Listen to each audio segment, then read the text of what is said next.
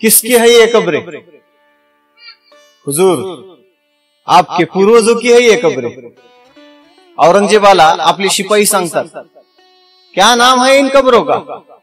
हुजूर, एक कब्र का नाम जालंधर है और दूसरी कब्र का नाम मचिंदर है।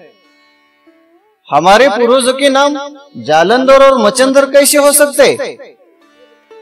जालंधर कब्र का नाम जानपीर रख दो और मचिंदर कब्र का नाम मायाबा रख दो।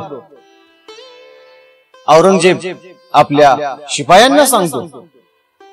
त्या कबरीच्या आकारच्या त्या समाध्या पाहिल्या आणि त्याच्या मनामध्ये प्रश्न निर्माण झाला की ज्या अर्थी मुस्लिम बांधवटीच्या या असणाऱ्या कबरी आपल्या पूर्वजांच्याच असाव्या, परंतु कोणीतरी याचे नावे बदलले असावं असं औरंगजेबाच्या मनामध्ये आलं। मग शिपायाला विचारला, ये तीसरी दिख रही कब्र ये किसकी है? हुजूर, इसका नाम गहनीनाथ है। औरंगजेबाने सांगितलं, गहनीनाथ है, इस कब्र का नाम गैबी पीर रख दो। आणि जालंधरनाथ, गहिनीनाथ, मचिंद्रनाथ या कबरींची नावं बदलली। साक्षात त्या जिवंत घेतलेल्या समाध्या होत्या आणि औरंगजेबाने त्या कबरींचे नावं बदलले। तुम्हाला प्रश्न पडेल, नवनाथ भक्तिसारामध्ये औरंगजेब काय करतोय? औरंगजेब त्या ठिकाणी का आला, कशासाठी आला आणि नवनाथ भक्तिसाराच्या कथेमध्ये औरंगजेब काय करत आहे? जाणून घेऊया सगळा संपूर्ण वृत्तांत नवनाथ भक्तिसाराचा अध्याय 23वा। वक्रतुंड महाकाय सूर्यकोटी समप्रभ निर्विघ्नं कुरु मे देव सर्वकार्येषु सर्वदा। गुरुर्ब्रह्मा गुरुर्विष्णु गुरुर्देवो महेश्वरा गुरुर्साक्षात् परब्रह्म तस्मै श्री गुरवे नमः। रामकृष्ण हरी। श्री गुरु मचिंद्रनाथांना, नवनाथ महाराजांना वंदन करून कथेला सुरुवात करूया। विषय आहे नवनाथ भक्तिसाराच्या अध्याय 23व्याचा। 22व्या अध्यायामध्ये गोरक्षनाथांनी लहान अशा बाळाला घेतलं आणि खडकावर आपटून ठार मारलं। लहान अशा छोट्याशा बाळाचा काही अपराध नसताना त्या बाळानं विष्ठेनं सगळं आपलं अंग भरवून टाकलं आणि त्यापासून गोरक्षनाथाला किळस आली। मचिंद्रनाथ कशाला संत म्हणून घ्यायचे, कशाला नको त्या उपाध्यामध्ये पडायचे, कशाला संसार, लेकर, साधू संतांचं काय काम आहे? या संसारापासून विरक्त असणारा साधूचं जीवन असतं। लेकरन बाळन ही काय चिल्ले पिल्ले करून टाकले आमच्या नशिबाला वनवाशीकडे, ह्यांचं दिवा, ह्यांना हे करा ते करा म्हणून ह्याला आता आतून आणि बाहेरून देऊन ह्याला एकदाच टाकतो म्हणून त्या बाळाला उचलून खडकावर आपटलं आणि क्षणार्धामध्ये ठार करून टाकलं। संपूर्ण कथा 22व्या अध्यायामध्ये ऐकलेली आहे। आज अध्याय 23वा आहे। गर्भगिरीमध्ये आनंद उत्सव आणि गहिनीनाथास उपदेशाची ही कथा आहे। मचिंद्रनाथ, गोरक्षनाथ, मीननाथ तिघेही सौराष्ट्रावरून निघाले। स्त्री राज्यामधून बाहेर निघाल्यावर प्रत्येक प्रांतामध्ये, प्रत्येक तीर्थक्षेत्रामध्ये सगळीकडे दर्शन घेत घेत ह्यांचा चालू असलेला प्रवास। आता इथं महत्वाची गोष्ट अशी आहे, मचिंद्रनाथ संसारामधून विरक्त होऊन गोरक्षनाथाबरोबर निघाले। मग ज्या अर्थी संसारामध्ये कधीही गुंतणारे मचिंद्रनाथ नव्हते, त्या अर्थी मोहामध्ये कसे काय पडतील? आता इथून खरं कथेला सुरुवात होईल। ज्यावेळी स्त्री राज्यामधून मचिंद्रनाथ निघालेले होते, मचिंद्रनाथाच्या झोळीमध्ये एक सोन्याची वीट टाकली होती, मैना की मैना। संसारापासून विरक्त झालेले मच्छिंद्रनाथ त्यांना या सोन्याच्या विटेचा मोह कसा लागला? साधू संताला सोनं कशाला हवंय? आपलं जीवन विरक्तपणे जगणाऱ्या, धरती अंतरून आणि आकाशाला पांघरून करणाऱ्या साधूला सोनं कशाला हवंय? आणि गोरक्षनाथाला त्या सोन्याच्या विटेचा मोह कसा काय जगला? तिघे जण प्रवास करत आहेत. सोबत छोटस बाळ मिनीनाथ आहे. गोरक्षनाथ, मच्छिंद्रनाथ आणि मिनीनाथ तिघेही जात आहेत. आणि सौराष्ट्रावरून मजल दर मजल प्रवास करत करत करत करत ते घनदाट अशा अरण्यामध्ये येऊन पोहोचले. त्या अरण्याचं वर्णन ग्रंथकर्त्यांनी असं केलेलं आहे, एवढं भर दिवसा सूर्याचा किरण पृथ्वी तलावर पडू नये एवढं भयंकर आणि घनदाट असणारं ते अरण्य. त्या अरण्यामध्ये तिघेही आले. या पृथ्वीनं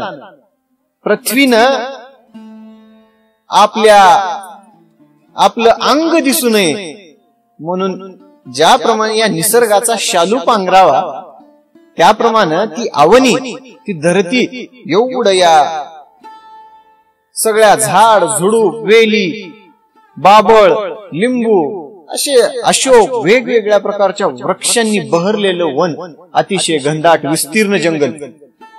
त्या जंगलामधून जात आहेत.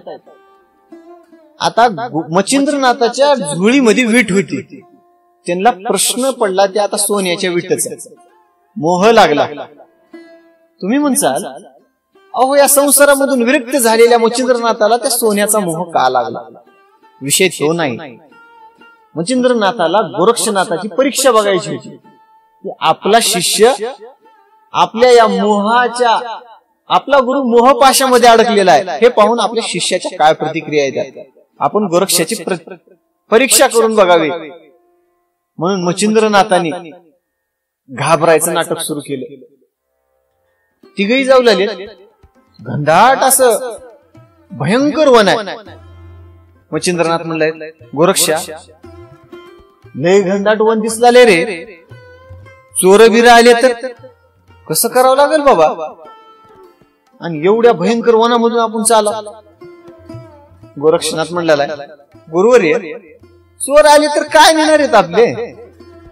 आणि चोरापासून आपल्याला कशाचं भेव? नाही रे बाबा, भेव नाही कशाचं, पण उगाच चोर आले तर. मच्छिंद्रनाथ असं बोललेले आहेत. गोरक्षनाथाला काही लक्षात द्यायला तयार नाही. आपला गुरु चोर आले तर असं का म्हणला? थोडं पुढे आले आणि औदुंबराचं झाड होतं. औदुंबराच्या झाडाखाली मच्छिंद्रनाथ, गोरक्षनाथ आणि मीननाथ बसले. छान असं वृक्षाची सावली येत होती आणि अतिशय सुंदर आणि मनमोहक वातावरण असलेला तो निसर्गरम्य परिसर तिघांनीही पाहिला आणि वाटलं आज रात्रीचा मुक्काम या ठिकाणी टाकावा. तिघांनी ठरवले. आणि त्या दिवशी आता दिवस मावळला आहे, पुढे गेले की अंधारी रात्र होईल आणि अंधारामध्ये प्रवास करायला अडचण जाईल. आपण या सुंदर असणाऱ्या या औदुंबराच्या झाडाखाली आपण आज रात्रीचा मुक्काम या ठिकाणी करावा, असं तिघांनीही ठरवून ते थांबले. संध्याकाळ झाली आणि मच्छिंद्रनाथ आता झोळीमध्ये राहतय काय? त्या झोळीमध्ये भिक्षा, पीठ, ज्वारी आणि शिळे कुटके बायानी वाढलेले. आता भिक्षामध्ये कोण ताजे वाढलाले? त्या दिवशी मच्छिंद्रनाथ झोपताना झोळीजवळ घेऊन झोपले. गोरक्षनाथ विचारात पडलाय, बायला भानगड काय? आपल्या काही लक्षात यायला तयारच नाही. आपला गुरु दररोज झोळी कुठं पडलेली राहते की काय? निवांत या पृथ्वी तलावर झोपणारा, कशाचं पांघरुणाची गरज नाही, काय नाही, असा असणारा आपला गुरु झोळी आज पुष्टी घेऊन झोपला. काय भानगड आहे? झोपल्यावर झोप तर लागते कुठं? थोड्या वेळाला गोरक्षनाथाला म्हणला, गोरक्षा, चोर आल्यावर कसं करावं? गोरक्ष म्हणला, अहो येऊ द्यावं गुरुवर, आपल्याकडे नाहीच काही, चोर आले तरी. असं म्हणल्यावर गोरक्षनाथाच्या काही लक्षात यायला तयार नाही. आणि मच्छिंद्रनाथ म्हणले, किती वेळ झाला गोरक्षा म्हणला मी तुला, चोर येतील चोर येतील चोर येतील, तू काय माझ्या बोलण्यावर लक्षच देना गेलायस बाबा. नाही गुरुवर्य, आपण साधू संसारापासून विरक्त असलेले, आपल्याला चोराची भीती काय. अहो म्हणले, इथं आपल्यालाच खायला नाही, आपणच मागून खाता, आणि चोर आले तर काय करणार आहेत. परंतु गोरक्षनाथाच्या मनामध्ये 100% असं वाटलं की आपल्या गुरुपाशी काहीतरी मौल्यवान वस्तू आहे, आणि त्याच वस्तूला घाबरून, त्या वस्तूच्या जायच्या भीतीनं आपला गुरु घाबरला.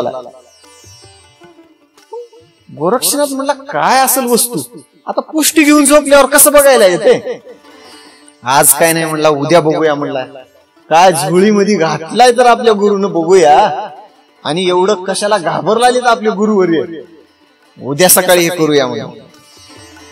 दुसऱ्या दिवशी सकाळ झाली, सुंदर असं साधूचं जीवन.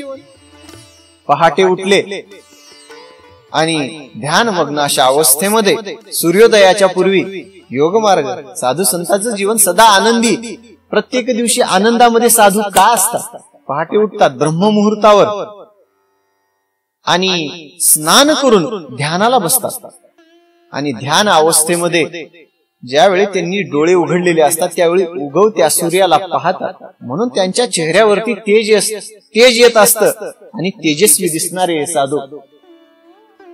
दुसऱ्या दिवशीची पहाट झाली आणि एखाद्या धरतीच्या पोटा गर्भगृहामधून बाहेर निघालेल्या त्या सूर्याचं दर्शन झालं, अतिशय समाधान वाटलं. गोरक्षनाथांनी ठरवलं, गुरुच्या झोळीमध्ये काय आहे आज आपल्याला 100% आता आज आपल्याला पत्ता लावावा लागणार आहे. आणि मग मच्छिंद्रनाथानं विचार केले, आता म्हणले आता गोरक्षनाथाची परीक्षा घेऊ म्हणले. आपल्याला सकाळच्या शौचविधीला जाण्यासाठी मच्छिंद्रनाथ निघाले. आपली झोळी गोरक्षनाथाच्या हातात दिली आणि गोरक्षनाथाला म्हणतात, गोरक्षा तू काय कर, हे बार कशी मिन्नाथ आहे का, ह्या मिन्नाथाला घे आणि तू चल पुढी पुढी, मी येतो थोड्या वेळा, आणि मी आलोच, मी परसाकडे जाऊन येतो म्हणून. ठीक आहे गुरु, चला. गोरक्षनाथाला वाटला आता बघतो मी मध्ये काय आहे नेमकं, जोळीमध्ये पाणी नेमकं कुठं मुरलालंय बघतो म्हणले. आणि झोळी हातामध्ये घेतली, झोळी लागाली जड. असं आहे का, मध्ये काय तर जड दिसलेली वस्तू. असं झाल्यावर आत्ताच नाही उघडून बघायची म्हणला. झोळी घेतला, खांद्याला अडकवली झोळी, मिनीनाथाच्या हाताला धरले आणि मिनीनाथाच्या हाताला धरून चालले. पुढे चलाले पुढे चलाले, काही काळ निघून गेला. 8 वाजले, 9 वाजले, 10 वाजले, सूर्य वर गेला. आपले गुरुवर्य काय येत नसावेत, आपले गुरुवर्य काय येत नसावेत, चिंता वाटली. आणि ही जडभंड्या झोळी दिलीत म्हणले माझ्या हातात, झोळीमध्ये काय बघावं. आणि एका ठिकाणी बसले आणि झोळी उघडून बघलाले तर काय, मधील चमचमणारी 24 कॅरेट सोन्याची वीट. अरे बापरे, इतका आहे का म्हणला डाव. ह्या सोन्याच्या विटपायी आपला गुरु घाबरला हाय की नाही गौरी. मग आपला गुरु मोहामध्ये अडकलेला आहे आणि या विटमुळं चोराची भीती गुरुवर्याला लागलेली होती. बरोबर आहे का नाही गौरी. गोरक्षनाथांनी ती लख अशी चमचमणारी वीट हातामध्ये घेतली, तेजस्वी असणारी वीट. सोनं, त्या सोन्यावर ज्यावेळी सूर्यप्रकाश पडते त्यावेळी लख चमकणार सोनं. आणि काही एवढा तिळभर सुद्धा त्या विटेचा मोह न धरता ती वीट जंगलामध्ये फेकून दिली. म्हणलं ह्या विटेमुळे आमच्या गुरुला काळजी वाटली होती, वाटला ती का चोराची, हिलाच फेकून देतो. आणि त्या विटेच्या आकाराचा एक दगड घेतला आणि दगड आपल्या झोळीमध्ये टाकला. मग दोघेही थांबले. आता काय करावं गोरक्षनाथानं विचार केला, मच्छिंद्रनाथाला या ठिकाणी येऊ देऊ, मिनीनाथाला सोबत घ्यावं आणि आपण पुढे जाऊ. आणि दोघं पुढे निघाले. थोड्या अंतरावर गेली की लगेच गोरक्षनाथ आली की पाठीमागे आपलं मच्छिंद्रनाथ आले. आणि पुन्हा अजून ते घनदाट अरण्यामध्ये होते. मग मच्छिंद्रनाथ गोरक्षाला म्हणतात, गोरक्षा अरे अजून बघ हे कसलं आहे अरण्य, हे कसलं जंगल आहे. जंगलामध्ये जर चोर आले तर काय करावं बाबा आपण. आता ह्या वेळेस गोरक्षनाथानं म्हणला, गुरु आपल्याला भ्यायचं तुम्ही टेन्शनच घेऊ नका म्हणला, घाबरायचं कारणच नाही. जी काही भेव होत सगळं भेव मागे गेलं. आता मच्छिंद्रनाथाच्या लक्षात आलंच नाही, आता मागे गेलं भेव म्हणजे नेमकं काय झालं. आणि मग गोरक्षनाथ मच्छिंद्रनाथाला म्हणतात, गुरुवर्य जे जड असं जे होतं जड ते पाठीमागे राहिलेलं आहे आणि निर्भीड असणार जे आपल्या सोबत आहे, त्यामुळं आता घाबरायचं काही कारण नाही. तुम्ही गुरुवर्य आता घाबरू नका. चोर येऊ द्या ना चोराचे कुणी बी येऊ द्या म्हणजे सगळी टीमच्या टीम आली तर आता काही भ्यायचं कारण नाही. आणि आपला शिष्य असं का म्हणला. मच्छिंद्रनाथाला वाटलं ह्यानं 100% वीट फेकून दिलं. जुळी दे बरं इकडे माझी. गोरक्षनाथानं झोळी काढली खंड्याची, गोरक्षनाथाच्या हातात मच्छिंद्रनाथाच्या हातात दिली. जड लागली. हाय हाय म्हणला हाय. आणि थोडा अंतरावर पुढे गेल्यावर वीट तर हाय का एखादा कृपण जसं आपल्या धनाला बार बार बार बार बघतो. एखाद्याकडे पैसे जमलेले आहेत, तिजोरीमध्ये ठेवलेले आहेत पैसे काढायचे, मोजायचं, अजून ठेवायचं, अजून यायचं, पैसे काढायचं. ते पैसे वाढणार काय नाही. ज्याप्रमाणे कृपणानं आपल्या धनाकडे पाहावं ग्रंथकर्ते सुंदर वर्णन करून सांगतात.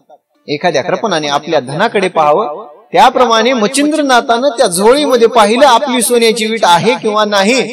आणि बघतात तर काय मोठा धोंडा दिसायला. आता मच्छिंद्रनाथ धोंडा बघितले त्या झोळीमध्ये. आता काय अवस्था सांगावं मच्छिंद्रनाथाची. ती झोळी दिली टाकून आणि बारकली वैष्णवी रंग ना का गौरी खाली भुईला पडू पडू. मच्छिंद्रनाथानं झोळी दिली टाकून धरणीवर लोळ आली. माझी सोन्याची वीट गेली, आता मी कस करू बाबा. कुठून आणलं होतं बाबा तेवढ्या लांबून आणलेली वीट. गोरक्षा म्हणला तुला काय दुर्बुद्धी सुचली. आणि गोरक्षाला गुरुवर्य, आता गुरु म्हणजे माऊली असते, गुरु म्हणजे आई असते. गुरु आपल्या शिष्याला किती गोड बोलत असतो. परंतु मच्छिंद्रनाथाला राग आला आणि आता शिष्याची परीक्षा घ्यायची ठरवलीच होती. गोरक्षनाथाला मच्छिंद्रनाथ म्हणतात, कोण आहेस तू, तुझा माझा संबंध काय, कशा पायी माझ्या मागी लागलायस तू. माझ्या सोन्याची वीट फेकून दिला सुंदर असलेली. माझ्या मैनाकीनं मला किती लाडानं दिली होती, ठेवा एवढी म्हणून सांभाळून. कशा पायी माझ्या धनाच्या मागी लागलास बाबा, कोण आहेस तू. आपल्या आईपेक्षा जास्त प्रेम करणाऱ्या गुरुच्या शब्द मच्छिंद्राच्या हृदयावर लागत होते. गोरक्षाच्या प्रसंग विचार करा. आईनं लहानपणापासून बाळाला मोठं करावं आणि बाळानं आईला म्हणावं, कोण आहेस तू, काय संबंध आहे तुझा. त्या लेकराचे शब्द आईच्या हृदयावर जसं घाव करतात का, तसं गोरक्षनाथाच्या हृदयाचा वेद घेत निघालेले ते मच्छिंद्रनाथाचे शब्दबाण गोरक्षनाथाचं हृदय घायाळ करू लागले. मच्छिंद्रनाथाचा एक एक शब्द त्यांच्या हृदयाला येऊन लागत होता. आणि काय करावं त्यांना कळायलाच तयार नाही. माझा गुरु असा नव्हता. माझा गुरु मला किती गोड गोड बोलणारा होता, किती माया करणारा होता. आणि गुरु हे माऊली आहे. गुरु आपल्या शिष्यावर कृपा करतो. परंतु माझे मच्छिंद्रनाथ माझ्यावरती का कोपले. गोरक्षनाथाला काही कळायला तयार नाही. मच्छिंद्रनाथ रागा रागा बोलले. माती घेतली, माती तोंडात घाललेली माती, फुकलाले लोळलाले सगळे केस बिस सोडून धरणीवरती हे बारकली करून लोळलाले. एखादी लेकराला काही वस्तू दिल्या गेल्यावर कसं करून लोळते तसं मच्छिंद्रनाथ लोळलाले. माझी सोन्याची ईट गेली, माझी सोन्याची ईट. काय करावं बाबा म्हणले, सोन्याची वीट आणि या गोरक्षरूपी तस्करानं सुंदर अशी असणारी माझी सुवर्ण वीट, गोरक्षरूपी तस्कराची माझ्या विटेला नजर लागली आणि माझी वीट चोरीला गेली आणि माझी वीट हरवली. मच्छिंद्रनाथ शोक करू लागले, जीवाच्या आकांताने रडू लागले आणि त्यांच्या डोळ्यामधून येत असणारे अश्रू पाहून गोरक्षनाथाला दया आली आपल्या गुरुवर. काय अवस्था झाली ग्रंथकर्ते उपमा देऊन सांगतात. आज गोरक्षनाथाची मच्छिंद्रनाथाची अवस्था कशी झाली होती. एखादा राजा आहे, धनवान, ऐश्वर्य संपन्न, आणि तो राजा दारोदार हातामध्ये करंटी घेऊन भीक मागत फिरावं. काय झालं राजाच्या अवस्थेला. आणि आपल्या गुरुवर्याची ही झालेली अवस्था मच्छिंद्रनाथाला वाईट वाटलं. गोरक्षनाथाला काय माझा गुरु झालाय, काय माझा गुरु होता, काय माझ्या गुरुवर्यामध्ये सामर्थ्य होतं. कळी काळालाही जिंकू शकणारा गुरु आज एका सोन्याच्या विटेसाठी धरणीवरती अंग टाकून लोळत आहे, तोंडामध्ये माती घालत आहे. एवढं काय या सोन्यामध्ये होतं, एवढं काय या धनामध्ये होतं. आणि आपल्या गुरुचा तो शोक पाहिला आणि दया आलेल्या गोरक्षनाथांनी म्हटलं, गुरुवरी थांबा, तुमचा जीव जर त्या विटेमध्ये जर अडकला असेल तर तुम्हाला विट जर द्यायची असेल तर तुम्ही एक क्षणभर थांबा. आणि संसारापासून विरक्त झालेला आपला गुरुवर्य एका विटेसाठी एवढी तळमळ करून धरणीवरती अंग टाकून लोळत आहे. गोरक्षनाथांनी आपल्या गुरुवर्याला आता आपली किमया दाखवायची हे ठरवलं आणि या संसाराच्या या अडकलेल्या मायेमधून मुक्त करून टाकायचं. गोरक्षनाथ, मच्छिंद्रनाथ आणि मिननाथ गर्भगिरीच्या पायथ्याला होते. गर्भगिरी पर्वताच्या सिद्ध मंत्राचा जप केला आणि गोरक्षनाथांनी गर्भगिरी जो पर्वत आहे त्या पर्वतावर सिद्ध मंत्राचा जप करून लघवी केली आणि सिद्ध मंत्राच्या प्रयोगाने सगळा पर्वत सोन्याचा झाला. आणि मग गोरक्षनाथ आपल्या मच्छिंद्रनाथाला, गुरुवर्याला म्हणतो, गुरुवर्य घ्या आता तुम्हाला काय सोनं पाहिजे ते. तुम्ही एका विटेसाठी एवढा शोक व्यक्त करत होतो, एका विटेसाठी एवढी तळमळ तुम्ही करत होतो आणि त्या सोन्याच्या विटेमध्ये अडकलेला तुमचा हा जीव इथं का कासावीस होत असलेला माझ्याच्यानं नाही पाहावलं गेलं. गुरुवर्या, या पर्वतामधील तुम्हाला काय विटा, दगड, धोंडे, सोन्याचं काय घ्यायची ती घ्या. लख चमकणारा तो पर्वत पाहिला मच्छिंद्रनाथांनी आणि आपल्या शिष्यामध्ये काय सामर्थ्य आहे त्यांना कळालं. आपल्या शिष्याचं सामर्थ्य माहित होतं, परंतु आपल्या शिष्याची प्रतिक्रिया काय येते आपल्या या कृतीवर मच्छिंद्रनाथाला पाहायचं होतं. आणि मच्छिंद्रनाथ गोरक्षाला म्हणतात, गोरक्षा, अरे तुझ्यासारखा शिष्य भेटला मी धन्य झालो आणि तुझ्यासारखा चिंतामणी ज्याच्या पाशी चिंतामणी आहे त्याला चिंता कशाची राहिलो. आणि तुझ्यासारखा गोरक्ष रूपी चिंतामणी माझ्या सोबत असताना मला या सोन्याची विटेची काय गरज. माझा सोन्यासारखा हा शिष्य बस झालं, मला कुठल्या सोन्याची गरज नाही बाबा. गोरक्षनाथाला काहीच कळायला तयार नाही. इतका वेळ तर माझा गुरुवर्य मला नाही तसल्या या ठिकाणी बोलत होता आणि अचानक असं प्रेम कसं दाटून आलं. एखादी वेळेस सोन्याचा पर्वत बघून मन बदललं का. क्षणभर गोरक्षनाथाला वाटलं आणि आपल्या मनामध्ये निर्माण होत असलेल्या या प्रश्नाचं वादळ आपल्या गुरुवर्या पुढे मोकळं केलं. मच्छिंद्रनाथ गोरक्षनाथाला म्हणतात, माझ्या पाडसा, तुझ्यासारखा शिष्य असताना मला सोन्याची कशाची गरज नाही रे.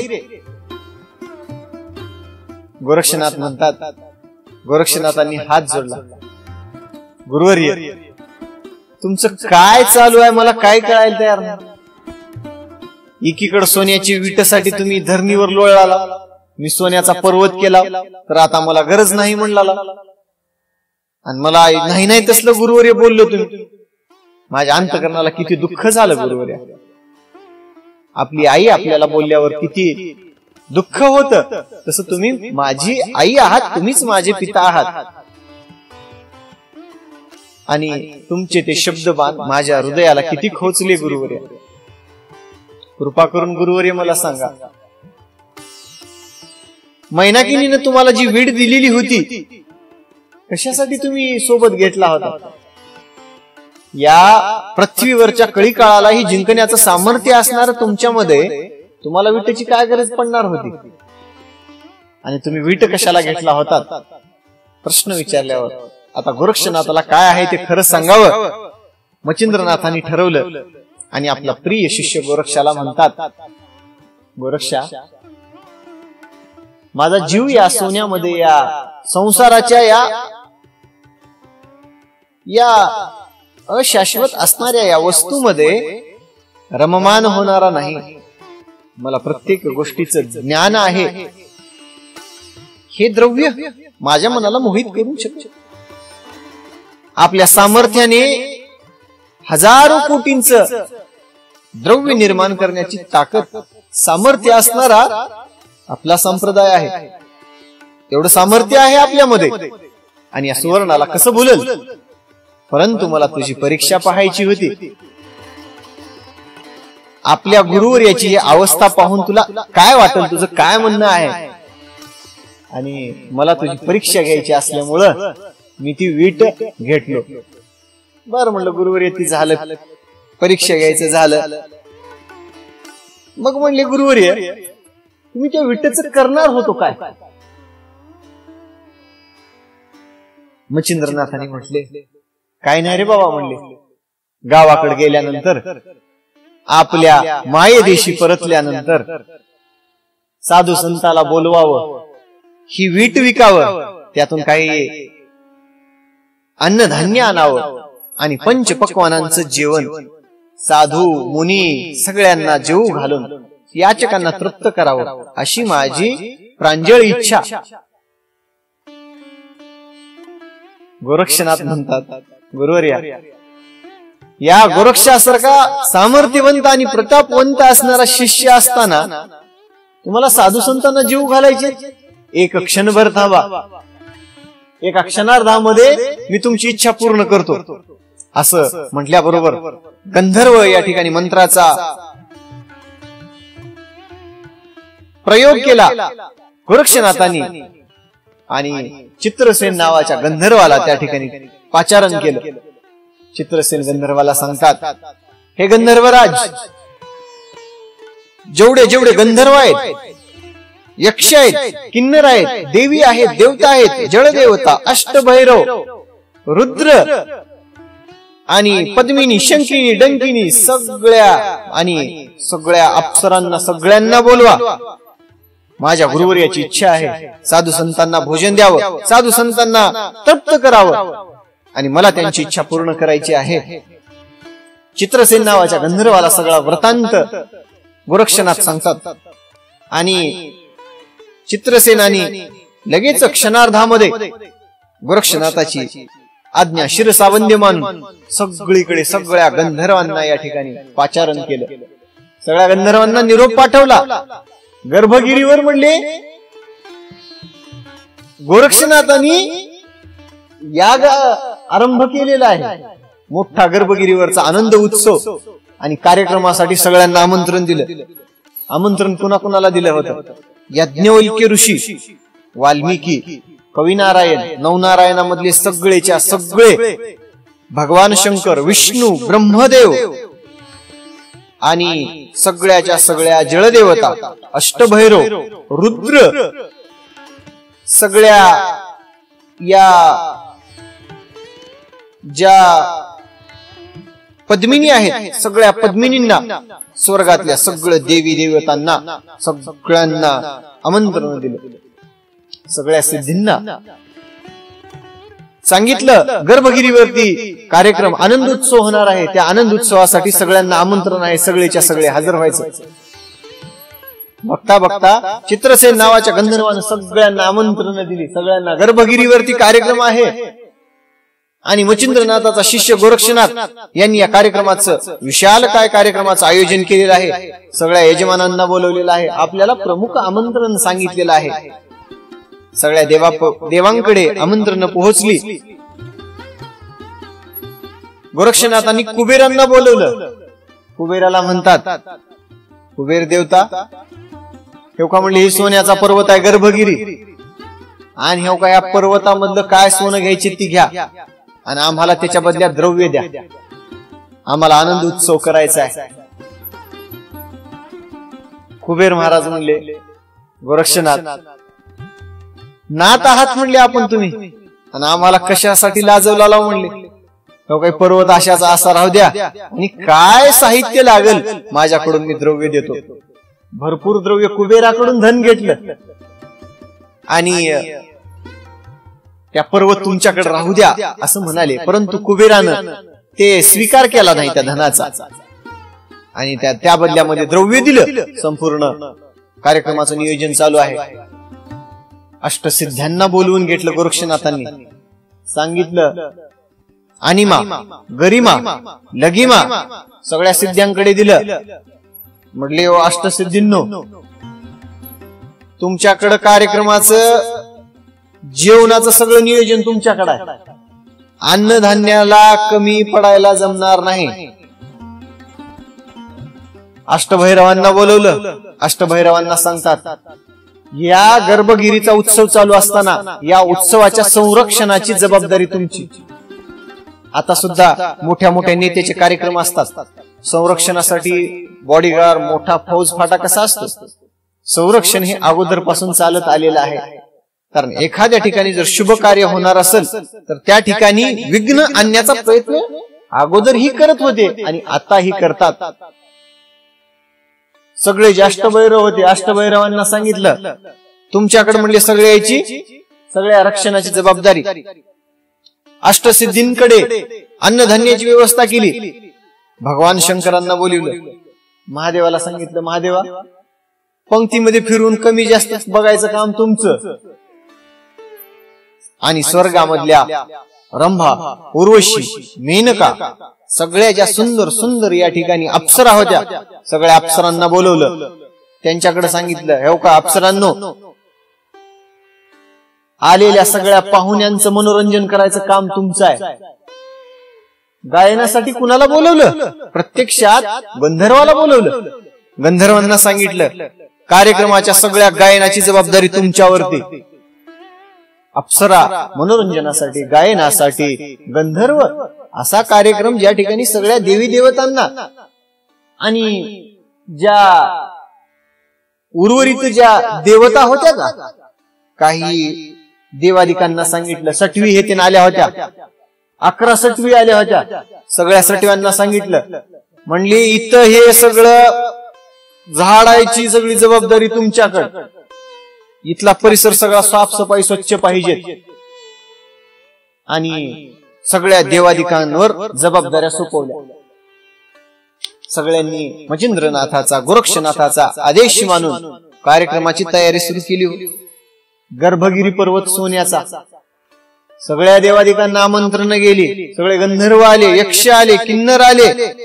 भगवान शंकर, विष्णू, ब्रह्मदेव, जळदेवता, अष्टभैरव, सगळ्या या पद्मिनी, शंकिनी, डंकिनी, सगळ्या चामुंडा सगळ्या झाल्या. सगळ्याला काम दिले. काय आनंद उत्सव आहे. प्रत्यक्षात भगवान शंकर पंक्तीमध्ये वाढायला काय कमी आहे का? सगळे साधूवर्य, यज्ञवल्की ऋषी सारखे, वाल्मिकी ऋषी सारखे आणि अगस्त्य मुनीसारखे ऋषीवर याच्या पंक्ती बसल्यात जेवायला. जेवण झाले सगळ्यांची, सगळ्यांना विडे दिले आणि मनोरंजनासाठी रंभा, उर्वशी, मेनका यांच्यासारख्या नृत्यांगना, गायन करण्यासाठी प्रत्यक्षात गंधर्व. सुंदर असा कार्यक्रम होता. मग मच्छिंद्रनाथाच्या मनामध्ये इच्छा झाली, सगळा कार्यक्रम आहे, अरे म्हणले गहिनीनाथालाही सांगा. चंद्रगिरी गावामध्ये पाठीमागच्या कथेमध्ये आपण पाहिलं, दयाळाच्या घरी गहिनीनाथाला सोडलं होतं आणि म्हणले एवढा मोठा कार्यक्रम आलेला आहे, गहिनीनाथाला सुद्धा या ठिकाणी बोलवा. आणि चंद्रगिरी गावामध्ये आमंत्रण पाठवली, त्यांनाही पाठवलं. गहिनीनाथ आले.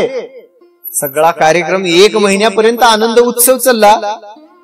हो म्हणले, काय या ठिकाणी त्या आनंदाला पारावार नाही. आणि असा सुंदर उत्सव चालू असताना भगवान शंकर, मच्छिंद्रनाथ आणि गहिनीनाथ एका ठिकाणी आले.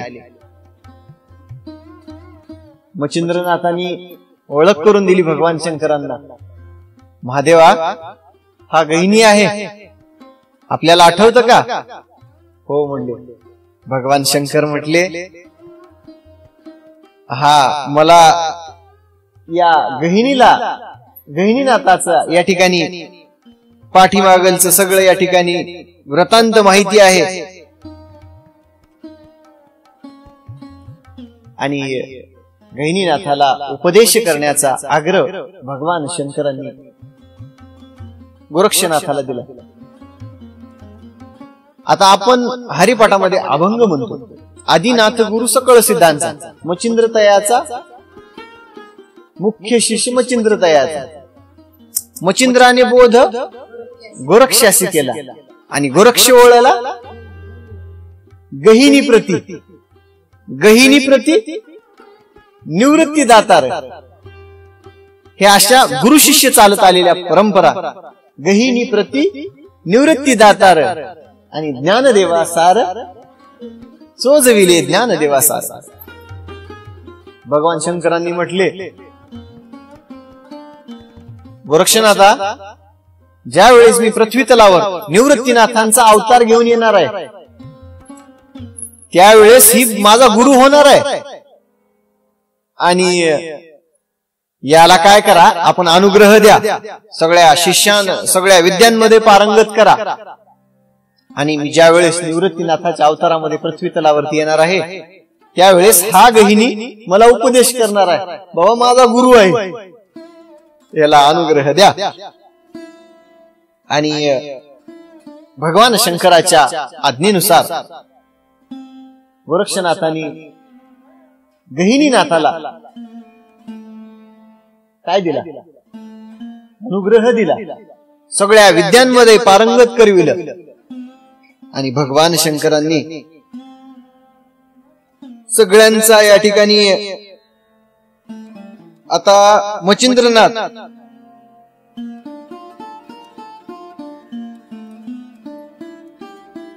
त्या उत्सवासाठी सगळे देवादिक आले होते. उपरीचर वसू आले होते. आता उपरीचर वसू या ठिकाणी पद्मिनीला जे श्राप दिले होते, पद्मिनी गच्चीवर केस विसरत बसलेली, जे अध्याय होता बघा पाठीमाग पद्मिनीचा, त्या अध्यायामध्ये पद्मिनीला श्राप दिलेल्या उपरीचर वसूंनी. आणि स्वर्ग लोकामध्ये त्या स्वर्ग लोकाची असणारी पद्मिनी उपरीचर वसू कार्यक्रम झाल्यावर निघाल्यावर आता ह्या पद्मिनीला श्राप दिले उपरीचर वसूंनी, ती आली पृथ्वी तलावरती. ती स्त्री राज्यामध्ये किलोतळा म्हणजेच मैनाकिनी. आणि मच्छिंद्रनाथा आणि किलोतळा दोघांचे पुत्र मीननाथ होते. मच्छिंद्रनाथांनी काय केले, सगळ्या देवादिकांना निरोप देताना इकडं गहिनीनाथाला तपश्चर्याला बसवलं. म्हणले आता तपश्चर्या करा. आणि तपश्चर्येनं तेज वाढतं, बल वाढतं. आणि जो लहान असा जो गहिनीनाथ आपला हे मीननाथ होता, मीननाथाला उपरिचर वसू सोबत पाठवलं. आणि सिंहल द्वीपामध्ये, सिंहल द्वीपाची पद्मिनी मैनाकिनी, त्या पद्मिनीला उपदेश करताना स्वर्गामधल्या सिंहल द्वीपातली ती पद्मिनी होती, परंतु मच्छिंद्रनाथाचा मोह तिला सुटत नव्हता. आणि स्वर्गी मधली जी पद्मिनी जरी असली तरी या संसाराचं प्रेम कसं आहे, प्रेमाचा पाश कसा आहे, प्रेमाचं बंधन कसं आहे. मीननाथाला उपरिचर वसू सोबत पाठवलं स्वर्ग लोकामध्ये. मच्छिंद्रनाथांनी ज्यावेळेस उपरिचर वसू स्वर्ग लोकामध्ये सिंहल द्वीपामध्ये आले, बघितलं लहान अशा मीननाथाकडे बघितलं आणि तिच्या डोळ्यामध्ये आनंद वाहू लागला. ज्यावेळी राणी पद्मिनी, ज्यावेळी राणी किलोतळा त्या विरहाच्या शोकामध्ये जमिनीवरती लोळत होती, कधी भेटतील माझे नाथ, कधी भेटेल माझा मीननाथ, कधी भेटतील माझे मच्छिंद्रनाथ. मच्छिंद्रनाथाच्या विरहापोटी आणि मीननाथाच्या विरहापोटी आईचं हृदय आहे. आपल्या पुत्रावरती किती प्रेम आणि किती माया करते ती आई आहे. आणि दुःखाच्या शोक सागरामध्ये पडलेल्या पद्मिनीला ज्यावेळी उपरिचर वसूंनी अभिवचन दिलं की मी तुला मच्छिंद्रनाथाची भेट घडवून देतो, तू रडणं थांबव, त्यावेळी गुरुवर्याचं आश्वासन घेतल्यानंतरच आपलं रडणं थांबवलं होतं. एवढा जीव मच्छिंद्रनाथावरती लावलेला होता. मीननाथ सिंहल द्वीपामध्ये आले, आपल्या लहान अशा मीननाथाला जवळ घेतलं, हृदयाला घट्ट मिठी मारली आणि आपल्या मुलाचे मुक्के घेऊ लागले.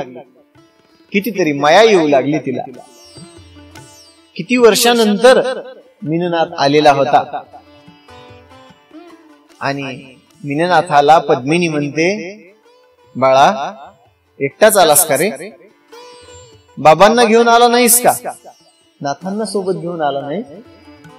आणि नाथांनी असं केले का? त्यांची आठवण मला सतावू नये म्हणून नाथांनी तुला पाठवून दिले का पुढे?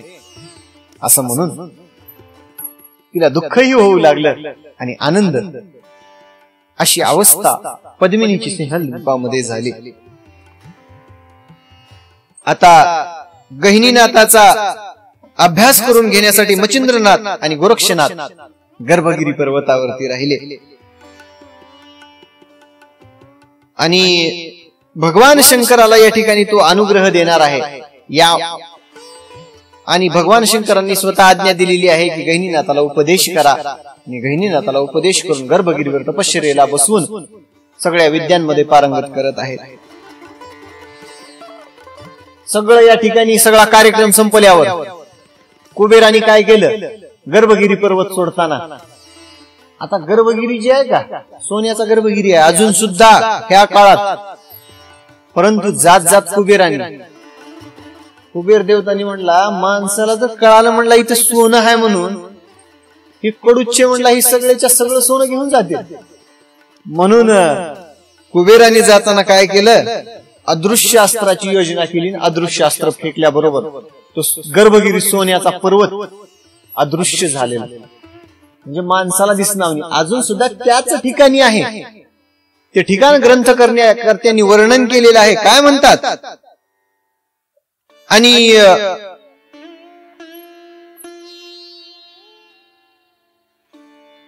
मच्छिंद्रनाथ गर्भगिरी पर्वतावर राहिले आणि मच्छिंद्रनाथाचं देवस्थान या ठिकाणी अजून आहे.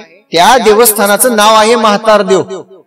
आता सध्या कलियुगामध्ये त्या देवस्थानाला आता काय नाव आहे नक्की माहिती नाही, परंतु ग्रंथकर्त्याच्या दिलेल्या माहितीनुसार मच्छिंद्रनाथांनी त्या ठिकाणी गर्भगिरी पर्वतावरती त्याच ठिकाणी मुक्काम केला आणि त्या ठिकाणी म्हातारदेव नावाचं देवस्थान आहे. ते कुठं आहे जर तुम्हाला माहित असेल तर कमेंट मध्ये सांगा, म्हणजे आपल्याला लक्षात येईल म्हातारदेव सध्या कुठं आहे. म्हणजे बाकी ही जी सोनं हुडकणारी जी मंडळी आहे त्यांना सोन्याचा पर्वत जरा कुठं दिसला तर काय फायदा होईल त्याचा. असो, आणि त्या पर्वताचा जे सुवर्ण वर्ण होता सुवर्ण वर्ण झाकोळून गेला. अदृश्य अस्त्र केल्यावर सगळा पर्वत अदृश्य झाला. परंतु मूळ त्या जड स्वरूपामध्ये असल्यामुळं त्याच्यावरचा जे सुवर्णाचा जे सोन्याचा रंग होता ते सगळा काळवंडला आणि पर्वतासारखा पर्वत झाला. आणि गर्भगिरीच्या पश्चिमेला कानिफनाथांनी वास्तव्य केलं. त्याच ठिकाणी त्या गावाचं नाव मढी आहे. आणि दक्षिण दिशेला मच्छिंद्रनाथाने वस्ती केली. जालंधरनाथ महाराज पूर्व दिशेला राहिले गर्भगिरीच्या. आणि पर्वताच्या पलीकडे वडवाळ नावाचं एक गाव होतं. त्या ठिकाणी नागनाथ त्या ठिकाणी राहिले. जर जे रेवन सिद्ध आहेत विटे गावामध्ये राहिले. आणि गर्भाद्री पर्वतावर गर्भगिरीवर वामतीर्थी गोरक्षनाथ राहिले. आणि सगळा या ठिकाणी अभ्यास करून घेतला. कुणाचा अभ्यास करून घेतला? गहिनीनाथाचा. आणि गहिनीनाथाचा अभ्यास करून 1 वर्षापर्यंत त्याच ठिकाणी तिथं सगळ्या विद्यांमध्ये पारंगत केलं. आणि सगळ्या नाथांनी गर्भगिरीच्या पर्वतामध्ये त्याच पर्वताच्या आजूबाजूला समाध्या घेतल्या. ग्रंथकर्ते सांगतात शके 1000 या वर्षी समाध्या घेतल्या. आणि संतांना माहिती होतं की पुढे या ठिकाणी आज हिंदूंचं राज्य आहे, पुढे मुस्लिम आक्रांतांचं राज्य येणार आहे. आणि यवनांपासून आपल्याला उपद्रव होऊ नये, आपल्याला त्रास होऊ नये. त्यांना माहिती होतं की हिंदूंना पुढे छळतील, हिंदूंचा त्रास करतील, हिंदूंना मारतील, त्यांची मंदिरं उद्ध्वस्त करतील. संतांना माहित होतं. आणि समाधी अवस्थेमध्ये विक्षेप येऊ नये यामुळं आपल्या समाध्या कबरीच्या आकाराच्या समाध्या घेतल्या, बांधल्या. आता आज सुद्धा ते जे देवस्थान त्या ठिकाणी आहेत, अजमेर देवस्थानामध्ये अखंड वाद चालू असतो. हिंदू म्हणतात हे आमचं देवस्थान आहे, मुस्लिम म्हणतात हे आमचं देवस्थान आहे. तर या ठिकाणची ही जी कथा आहे का, हे नवनाथ भक्तिसारामध्ये या ठिकाणी संपूर्ण त्या कथेचा वृत्तांत आलेला आहे. आता त्या समाध्याला नाव कशी पडले, कधी घेतलेल्या होत्या? शके 1000 मध्ये तर घेतलेल्या या सगळ्या समाध्या होत्या. त्याचा वृत्तांत काय आहे ऐका. आणि त्यांना माहिती होतं पुढे यवन या ठिकाणी उपद्रव करतील, त्यांच्यापासून आपल्याला त्रास होऊ नये, उपद्रव होऊ नये म्हणून सगळ्या समाध्या कबरीच्या आकाराच्या बांधल्या, कबरीच्या. आणि काही काळ उलटून गेला, हिंदूंची सत्ता गेली, हिंदूंचं साम्राज्य गेलं. आणि जे परकीय आक्रांत होते, परकीयांनी आपल्या राज्यावरती हल्ला केला आणि हिंदूंचे साम्राज्य या ठिकाणी नेस्तनाबूत करून टाकले. हिंदूंची देवत मंदिरे उद्ध्वस्त करून आजही या ठिकाणी काही ठिकाणच्या वास्तू पाहायला मिळतील. सुंदर अशा दिसणाऱ्या शिल्पकला, आपल्या कलाकृतीचं जगाला, जागतिक सगळ्या जगामध्ये आपल्या भारताकडे काय या ठिकाणी कला विज्ञान आहे, अशा सुंदर असणाऱ्या कला त्या परकीय आक्रांतांना तोडाव्या कशा वाटल्या असतील. सगळे मंदिर हे त्यांनी उद्ध्वस्त केले, मंदिर तोडले, मस्जिदी बांधल्या. आणि मंदिर उद्ध्वस्त करत करत करत औरंगजेब गर्भगिरी जवळ येऊन पोहोचला. आपल्या सरदारांना औरंगजेब म्हणतो, किसकी है ये कब्रे? एक सरदार पुढे धावून आला, हुजूर आपके पूर्वजों की है ये कब्रे. हमारे पूर्वजों की कब्रे? क्या नाम है इन कब्रों का? गावातल्यांनी जवळ आले आणि म्हणले, जालिंदरनाथ आहे. जालंधर नाथ नाम है, हमारे पूर्वजों का नाम जालंधर कैसे हो सकता है? ये जो जालंधर नाम की ये जो कब्र है ना, इसका नाम जानपीर रख दो। अशा प्रकारे जालंधर नाथाची जी कबर होती, जी समाधी होती, त्या जालंधर नाथाच्या समाधीचं नाव जानपीर ठेवलं। पुढे आला, यहां भी एक कबर दिख रही है, ये किसकी है? पुन्हा सिपाही एक पुढे आला, हुजूर ये भी आपके पूर्वजों की है, क्या नाम है इस कबर का? हुजूर गहिनीनाथ है। अरे हमारे पूर्वजों के नाम ऐसे कैसे हो सकते हैं? गहिनीनाथ कैसे हो सकता है हमारे पूर्वजों का नाम? इसका नाम बदल के इसका नाम गैबी पीर रख दो। गहिनीनाथाच्या समाधीचं नाव औरंगजेबानी गैबी पीर असं ठेवलं। आणि पूर्व दिशेला जालंधर नाथाची कबर होती, पलीकडे जालंधर नाथाची जानपीर ठेवलं, गहिनीनाथाच्या कबरीचं नाव गैबी पीर ठेवलं। आणि अजून दुसऱ्या दिशेला आल्यावर तिथे एक त्याला समाधी दिसली कबरीच्या आकाराची।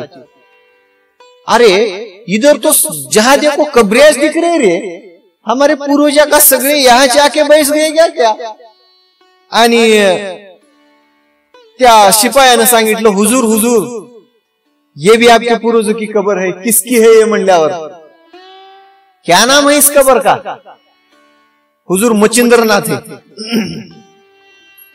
मच्छिंद्रनाथ है म्हणल्यावर, नहीं नहीं मच्छिंद्रनाथ नहीं, इस कबर का नाम मायाबा रख दो। मच्छिंद्रनाथाच्या समाधीचं नाव मायाबा असं ठेवलं। आणि कल्याणमध्ये तसंच पुढे आक्रमण करत करत औरंगजेब कल्याणमध्ये येऊन पोहोचला। कल्याणमध्ये कलबुर्ग्यामध्ये बाबा चैतन्यांची समाधी होती। चैतन्य स्वरूप असणारे बाबा, त्या सुद्धा समाधीचं नाव बदललं औरंगजेबाने। काय म्हणतो औरंगजेब? ये बाबा चैतन्य की समाधि है, इसका नाम राजबागशर रख दो। आणि अशा प्रकारे बाबा चैतन्यांच्या समाधीचं नाव राजबागशर असं ठेवलं। ग्रंथामध्ये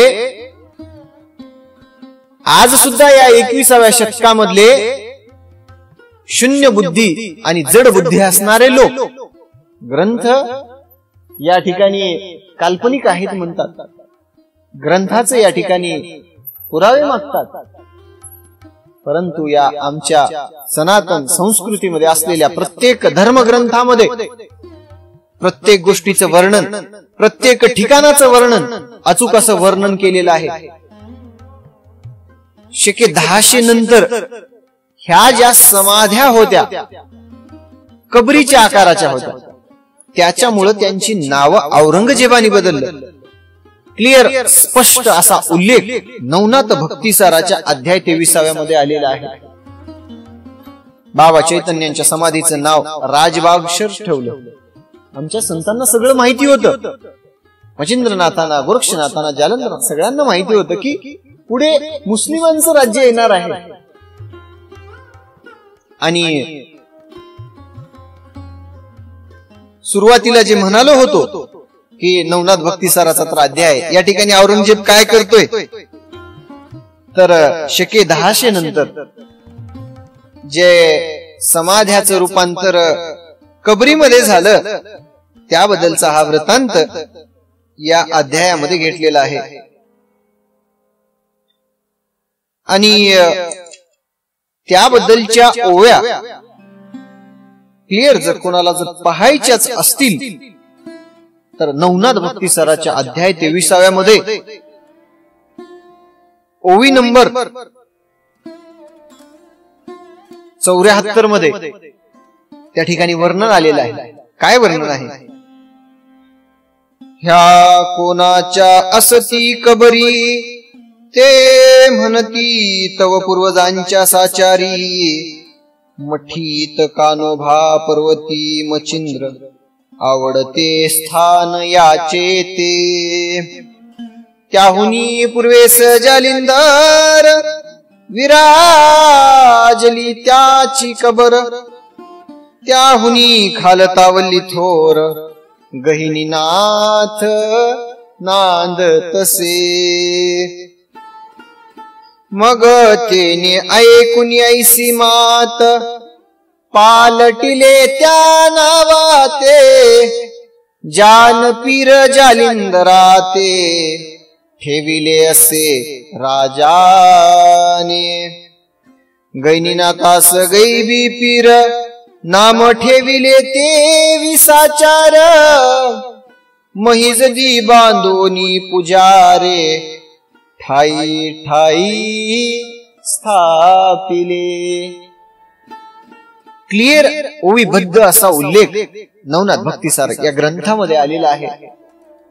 आणि त्या ज्या समाध्या होत्या त्या समाध्याचं रूपांतर कबरींमध्ये केलं आणि महिजदी बांधल्या, म्हणजे प्रार्थनास्थळ मस्जिदी महिजदी म्हणलेला आहे या ठिकाणी।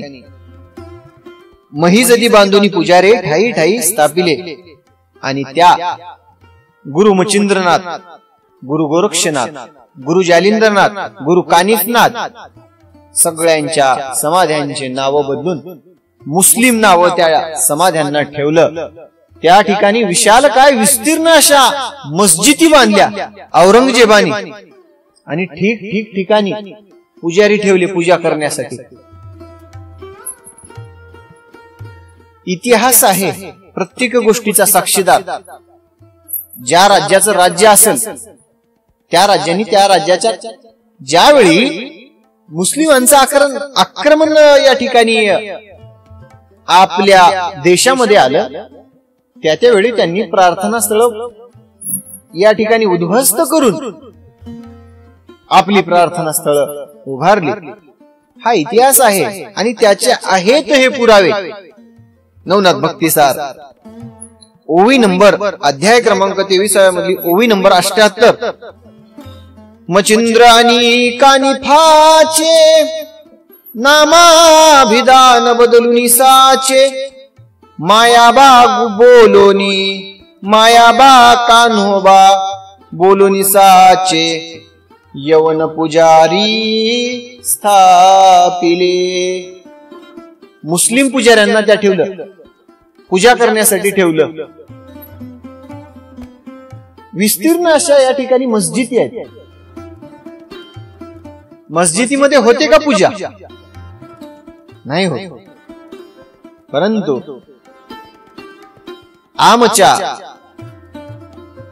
हिंदू धर्माला माहिती आहे कोणत्या ठिकाणी असणारी समाधी कोणाची आहे। हे आहे ते ज्वलंत उदाहरण। आज सुद्धा त्या ठिकाणी त्या आमच्या गुरुवर्याच्या समाध्या मस्जिदी, त्या समाध्यावरती मस्जिदी मोठ्या मोठ्या बांधलेल्या आहेत।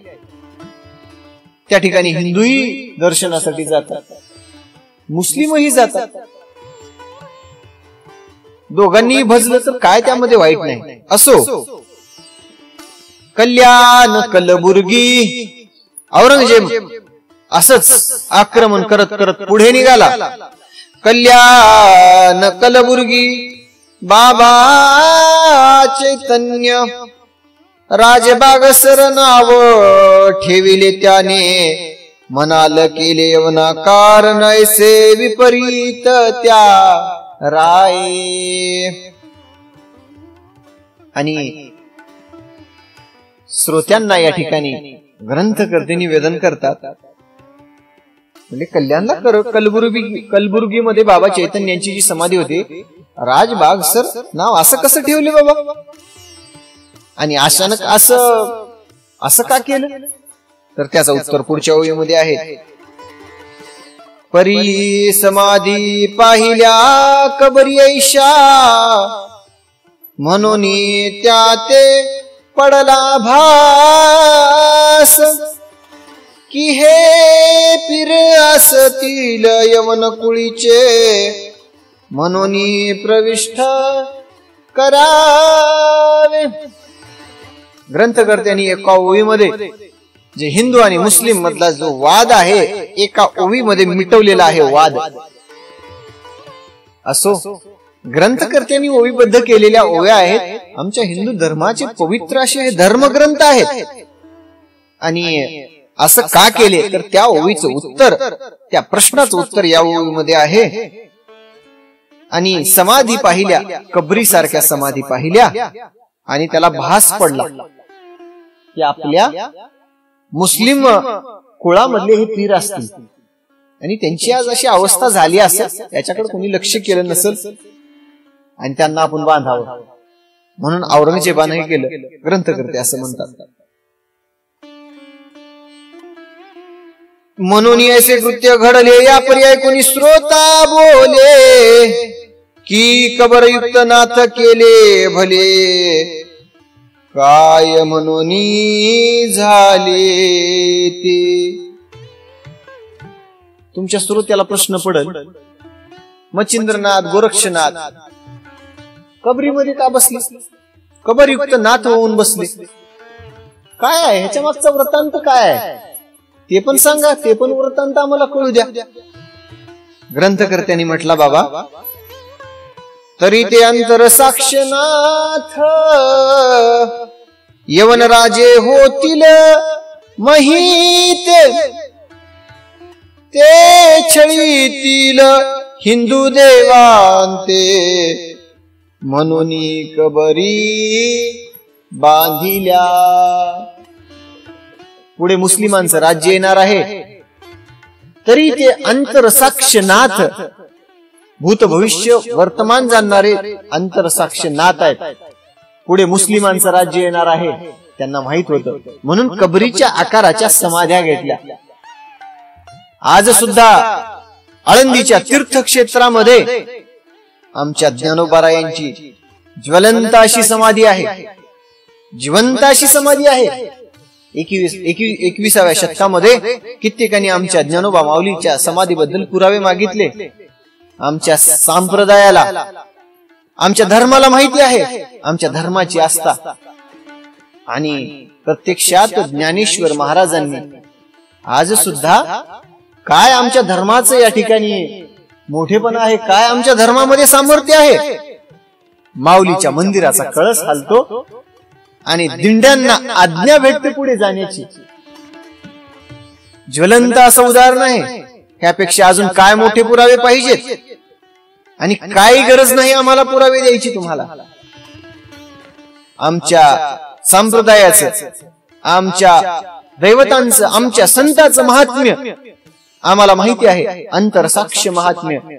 आणि प्रत्यक्षात ज्वंत समाधी घेतलेली आज सुद्धा या ठिकाणी त्या समाधीच्या परिसरामध्ये गेलं तर मनाला कितीतरी शांती मिळते. हजारो या संसारामध्ये चिंता आहेत आणि चिंतेमध्ये बुडत असणारा एखादा जर जीव ज्ञानोबारायांच्या दर्शनासाठी ज्या वेळेस पोहोचतो त्या ठिकाणी विलक्षण अशी शांती त्याच्या अनुभवाला येते. विलक्षण अशी शांती त्याच्या हृदयामध्ये सामावते. आणि ग्रंथकर्त्यांनी निरूपण करताना अध्यायाचं सांगितलं, अंतरसाक्षनाथ असल्यामुळं पुढे यवनांचं राज्य येणार आहे आणि ते देवी देवतांना छळणार आहेत, छळन करणार आहेत. आणि त्यामुळं या कबरीच्या आकाराच्या समाध्या नाथांनी घेतल्या. परी हे अस्वाता कथन मध्ये कथा सती दिप्यमान, नाथानी योजने आपुलाले स्थान, ठाई ठाई राहिले. गोरक्ष सटव्या ठेवून रक्षण, निगता झाला तीर्थाकारण, त्या सटव्या तेथे अद्याप राहून, रक्षिताती स्थानासी. गोरक्षनाथांनी त्या जागेच रक्षण करण्यासाठी सटव्यांची नेमणूक केली. त्या सटव्या अजून सुद्धा त्या ठिकाणी आहेत. या परिपुढे गोरक्षनाथ भेटेल जाऊन भरतरीस, ती कथा पुढे रसाळ भरीत श्रोतीये श्रवणी स्वीकारा. पुढच्या अध्यायामध्ये गोरक्षनाथ भर्तरीला जाऊन भेटतील आणि अतिशय रसाळ भरीत कथा आहे. सगळ्या श्रोत्यांनी या कथेचा आनंद घ्यावा. नरहरी वंशी धुंडी कुमार कवी मानू असे संत किंकर कथा सांगेल सविस्तर. भक्तिसार भर्तरीचे आख्यान. आणि नरहरी वंशी असणारा धुंडीसूत मालुकवी तुम्हा सगळ्या श्रोत्यांच्या चरणी मनोभावे वंदन करून सगळ्या श्रोत्यांना ग्रंथकर्ते म्हणतात, माझं जर काही चुकलं असेल तर मला माफ करा. कसे आहेत बोल बोबडे आहेत आणि संताचा किंकर असणारा संताचा दास असणारा हा मालुकवी भक्तिसाराची कथा सांगत आहे. पुढच्या अध्यायामध्ये भर्तरीचं आख्यान आहे. ती कथा अतिशय गोड आणि पवित्र असणारी अशी ही कथा आहे. नवनाथ भक्तिसाराचा जो 23वा अध्याय आहे, 23वा अध्यायाची फलश्रुती अशी आहे, घरामध्ये अखंडपणे सोनं शिल्लक राहतं म्हण बघा.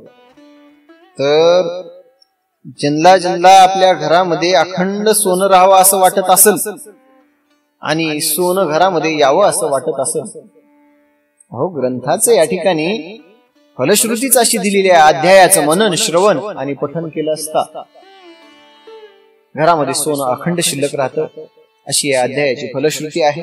अतिशय गोड असणारा हा अध्याय. मच्छिंद्रनाथांनी गोरक्षनाथाची परीक्षा घेतली आणि गोरक्षनाथ सुद्धा त्या परीक्षेमध्ये अहो कच्च्या गुरुचा चेला आहे का तो, ज्याच्यावर गुरु मच्छिंद्रनाथांनी प्रत्यक्षात अनुग्रह दिला तो गोरक्षनाथ. गुरुवर या तुम्ही माझ्यासोबत लई परीक्षा घेऊ लागला तुम्ही म्हणली, तेव्हा बी परीक्षा घेतलो, आता बी परीक्षा घेऊ लागला. आणि अतिशय आजच्या अध्यायामधली गोड आणि पवित्र असणारी ही कथा पुढच्या अध्यायामध्ये भर्तरीचं या ठिकाणी सुंदर असं सुश्राव्य चरित्र आहे, ते सुद्धा आपण श्रवण करूया. आजची रसाळ भरीत असणारी कथा आपणास कशी वाटली, आपल्या प्रतिक्रिया जरूर या ठिकाणी कळवा. रामकृष्ण हरी. आदेश.